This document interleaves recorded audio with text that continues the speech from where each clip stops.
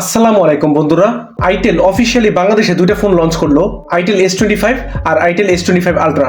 দুইটা ফোন পিছন থেকে দেখতে ভালোই লাগতেছে, তবে আইটেল S25 আলট্রা এই ফোনটার ডিজাইন কিন্তু হুবহু স্যামসাং গ্যালাক্সি S24 আলট্রার মতো রাখা হয়েছে। জাস্ট পার্থক্য হলো পিছন থেকে একটু কার্ভ করা এই ফোনটা। আর তারা দাবি করছে এটাই নাকি পৃথিবীর সব থেকে বেশি স্লিম ফোন, যেটা মাত্র 6.9 মিলিমিটার। তবে ইনফিনিক্স হট 50 প্রো প্লাস এই ফোনটা কিন্তু তার থেকেও বেশি স্লিম, যার থিকনেস হলো 6.8 মিলিমিটার। আর এইখানে আইটেল S25 আর আইটেল S25 আলট্রা এই দুইটা ফোনের মধ্যে মূল পার্থক্য কিন্তু শুধুমাত্র ডিজাইন আর ডিসপ্লেতেই। আইটেল S25 এ যেখানে ফ্ল্যাট ডিসপ্লে দেওয়া হয়েছে, সেখানে আইটেল S25 আলট্রাতে কার্ভ ডিসপ্লে ইউজ করা হয়েছে। তবে বাকি সবকিছু কিন্তু প্রায় সেমই বলতে গেলে এই দুইটা ফোনে। যেমন দুইটা ফোনেই ব্যবহার করা হয়েছে 6.78 ইঞ্চের একটা অ্যামোলেড ডিসপ্লে, যেটাতে 1 বিলিয়ন কালার সাপোর্ট করে। এবং এটা কিন্তু ফুল এইচডি প্লাস রেজলিউশন একটা ডিসপ্লে, যার পিক ব্রাইটনেস হলো 1800 নিটসের, এবং রিফ্রেশ রেট হিসেবে দুইটা ফোনই থাকবে 120 হার্টজ। আর এই দুইটা ফোনই প্রসেসর হিসেবে ব্যবহার করা হয়েছে ইউনিসকের একটা নতুন প্রসেসর, সেটা হলো ইউনিসক T620। আর অ্যান্ড্রয়েড ভার্সন এখানে পাবেন Android 14 out of the box. মানে অ্যান্ড্রয়েড ভার্সন দেখে বুঝতে পারতেছেন এই ফোনের সফটওয়্যার বেশি একটা ভালো হবে না। যেখানে প্রতিটা কোম্পানি বর্তমানে অ্যান্ড্রয়েড 15 দিয়েই নতুন ফোনগুলো লঞ্চ করতেছে, সেখানে আইটেল যে কি চিন্তা ভাবনা কইরা অ্যান্ড্রয়েড 14 এই ফোনটা লঞ্চ করলো সেটাই বুঝতে পারলাম না। আর এই ফোন দুটাতে মেইন ক্যামেরা হিসেবে পাবেন 50 মেগাপিক্সেল একটা সেন্সর, আর ফ্রন্টে পাবেন 32 মেগাপিক্সেল একটা ক্যামেরা।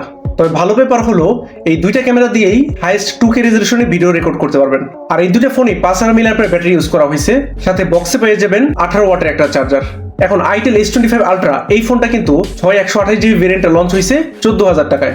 আর আইটেল S25 আলট্রা এই ফোনটার 8256GB ভেরিয়েন্টে লঞ্চ হয়েছে 20,000 টাকায়। তো আমি এখানে বলবো যে আইটেল S25 আলট্রা এই ফোনটা কিন্তু একদমই ভ্যালু ফর মানি না, কারণ 20,000 টাকায় আপনি যে প্রসেসরটা পাইতেছেন সেটা কিন্তু একদমই নিম্নমানের। আর আইটেল S25 এর কথা বললে দামও যে এই ফোনের ডিসপ্লেটা অনেক ভালো লাগছে আমার কাছে, কারণ এখানে একটা সুপার অ্যামোলেড ডিসপ্লে ইউজ করা হয়েছে, যেটা 14,000 টাকায় একটা আনকমন ব্যাপার। আর 14,000 টাকায় ইউনিসকের যে প্রসেসর ব্যবহার করা হয়েছে T620, এটি কিন্তু মানা যায়। কিন্তু 14,000 টাকার উপরে যখন আপনি যাবেন তখন কিন্তু এই প্রসেসরটা আবার অনেক লো হয়ে যাবে। তো আমার মনে হয় আপনি যদি এই দুইটা ফোনের মধ্যে কোনো একটা ফোন কেনার প্ল্যান করেন, তাহলে আমি বলবো আইটেল S25টা নিতে। আর আপনার যদি 20,000 টাকা বাজেট থাকে, তাহলে আপনি কিন্তু আনঅফিশিয়াল মার্কেটে iQOO Z9X এই ফোনটা পেয়ে যাবেন, যেটা বলা যায় এখনো 20,000 টাকার মধ্যে সেরা একটা ফোন। আর যদি অফিশিয়াল মার্কেটের মধ্যে কোনো একটা ফোন কিনতে চান, তাহলে আমি আপনাকে সাজেস্ট করবো ইনফিনিক্স হট 50 প্রো এই ফোনটা নিতে।